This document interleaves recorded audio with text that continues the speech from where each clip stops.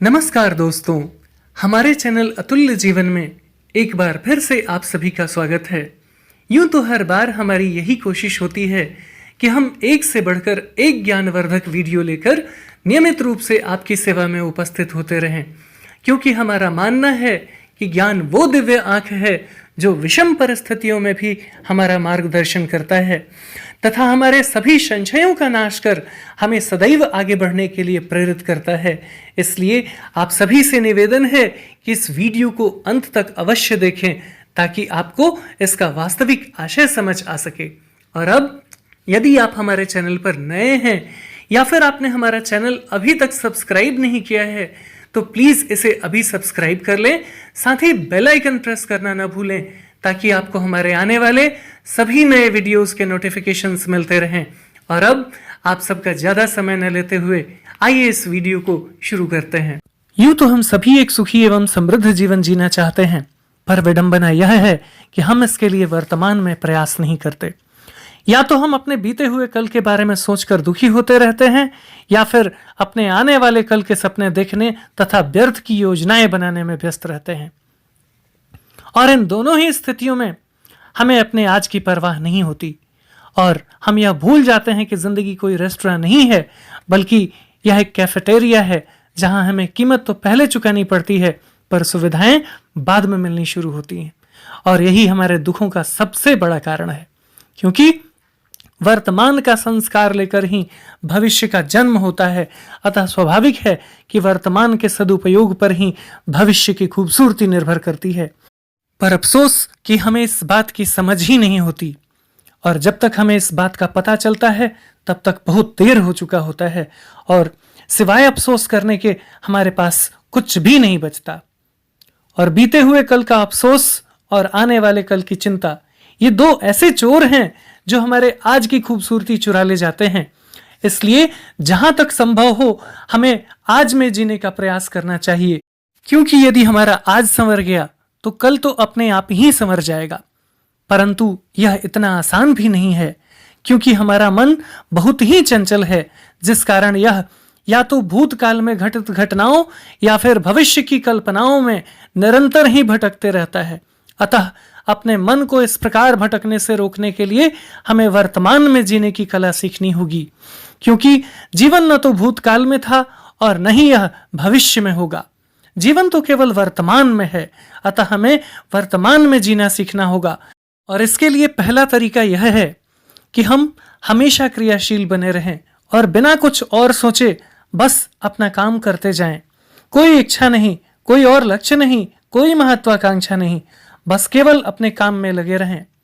और दूसरा तरीका यह है कि आप कुछ करें ही मत, अर्थात बिल्कुल अकर्मण्यता की स्थिति में आ जाएं, तो भी ऐसा हो सकता है।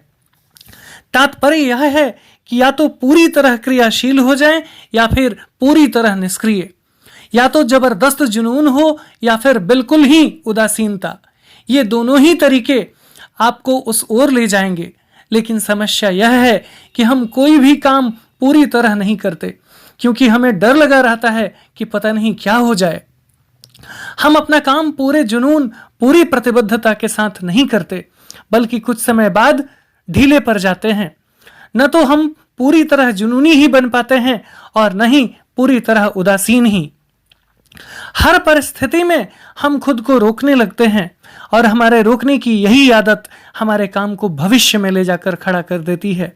और शायद इसीलिए हमें ज्ञान की प्राप्ति भी भविष्य में ही होती है, क्योंकि चीजों को रोकने की हमारी आदत हो गई है। और हो भी क्यों नहीं, हमारे भीतर जीवन को सुरक्षित रखने की जो प्रवृत्ति है उसी की वजह से हमें यह आदत है। जीवित रहने की यह प्रवृत्ति हमारे भीतर बड़ी गहराई तक बैठी हुई है। हम जहां भी जाते हैं यही सोचते हैं कि खुद को कैसे बचा कर रखा जाए। यहां तक कि धर्म और अध्यात्म को भी हमने खुद को बचाए रखने का साधन बना लिया है, जबकि धर्म और अध्यात्म आपको बचाने के लिए नहीं है, यह तो खुद को तपाने के लिए है, तैयार करने के लिए है, और वह भी पूरी जागरूकता के साथ। अतः भाव यह होना चाहिए कि मुझे कोई नहीं तपा रहा है, बल्कि खुद मैं अपने को तपा रहा हूं। पर ज्ञान के अभाव में हमें इस बात का पता ही नहीं चलता। और हम जीवन पर्यंत इस गलतफहमी के शिकार बने रहते हैं। यदि हम ध्यान से देखें तो पाएंगे कि इसमें सबसे बड़ी भूमिका समय की है। इस समय के मुखौटे ने हमें फंसा लिया है, क्योंकि हम बिना इच्छा के अपने जीवन को आगे बढ़ाना ही नहीं चाहते, और इच्छा समय पैदा करती है। अगर आप बिना किसी इच्छा के, बिना किसी विचार के यहां बैठ सके तो आपके लिए समय जैसी कोई चीज ही नहीं होगी। आपके लिए समय का अस्तित्व नहीं होगा। इसलिए कहना गलत नहीं होगा कि समय इच्छाओं का बाई प्रोडक्ट है। चूंकि आपकी इच्छाएं हैं इसलिए भविष्य है, भविष्य है तो भूत भी है, और चूंकि भूत है इसलिए आप वर्तमान को खो देते हैं। ऐसे में आपको या तो पूरी तरह स्थिर और शांत होकर बैठना सीखना चाहिए, या फिर बेहद ही क्रियाशील हो जाना चाहिए। और यदि आप चाहें तो ये दोनों ही तरीके अपना सकते हैं, और इस प्रकार अपने वर्तमान का सदुपयोग कर भविष्य संवार सकते हैं। बहुत समय पहले की बात है, प्राचीन तुर्की में मुल्ला नसरुद्दीन नाम के एक प्रसिद्ध विद्वान हुआ करते थे। हालांकि वे एक बुद्धिमान व्यक्ति थे, पर उनकी हरकतों की वजह से उन्हें एक हास्य चरित्र के रूप में जाना जाता है। उनकी चतुराई और वाक्पटुता के किस्से आज भी पूरी दुनिया में प्रचलित हैं। कहते हैं एक बार उनकी लोकप्रियता से प्रभावित होकर वहां के किसी इमाम ने उन्हें अपने यहां दावत पर बुलाया। खबर पाते ही मुल्ला नसरुद्दीन अपने गधे पर चढ़कर इमाम के घर की ओर चल दिए। वहां पहुंचने पर इमाम ने उनकी खूब खातिर की तथा अपने जानने वालों से भी उनका परिचय करवाया। और जब दावत समाप्त हो गया तो इमाम ने कहा, मुल्ला, मैंने तुम्हारी बहुत तारीफ सुनी है। सुना है कि तुम एक बहुत बुद्धिमान व्यक्ति हो। क्या तुम मेरा एक काम कर सकते हो? यह सुनकर मुल्ला ने कहा, मैं आपके लिए कुछ भी कर सकता हूं, आप बस आदेश करें। इस पर इमाम ने कहा, क्या तुम मेरे गधे को पढ़ना सिखा सकते हो? यह सुनकर मुल्ला ने कहा, हाँ, क्यों नहीं, मैं इसे पढ़ना लिखना सब सिखा सकता हूं। यह सुनकर इमाम ने कहा, बकवास मत करो मुल्ला, क्या गारंटी है कि तुम ऐसा कर सकते हो? यह सुनकर मुल्ला ने बड़े अदब से जवाब दिया, हुजूर, इस बदलती दुनिया में गारंटी तो किसी भी चीज की नहीं दी जा सकती, पर आप एक काम कीजिए, आप मुझे 50,000 सोने के सिक्के दे दीजिए, फिर मैं गारंटी लेता हूं कि 8 साल के अंदर आपके गधे को पढ़ना लिखना सब सिखा दूंगा। यह सुनकर इमाम ने कहा, पर यदि तुम ऐसा नहीं कर पाए तो ये सारे सिक्के तुम्हें मुझे ज्यों के त्यों वापस करने पड़ेंगे, अन्यथा मैं तुम्हें जेल में डलवा दूंगा और वहां तुम्हें तरह तरह की यातनाएं भी दी जाएंगी। इसलिए बोलने से पहले ठीक से सोच लो। यह सुनकर मुल्ला ने कहा, सोच लिया हुजूर, आप बस वो 50,000 सोने के सिक्के एक बोरे में भरकर अपने गधे पर लदवा दीजिए और बाकी सब मेरे पर छोड़ दीजिए, मैं सब देख लूंगा। फिर क्या था, इमाम का इशारा पाते ही उनके आदमियों ने एक बोरे में 50,000 सोने के सिक्के भरकर गधे पर लाद दिया। फिर मुल्ला ने इमाम से इजाजत ली और उसके गधे को साथ लेकर सीधे अपने घर को चल पड़ा। घर पहुंचकर मुल्ला ने अपनी पत्नी से सारी बात बताई।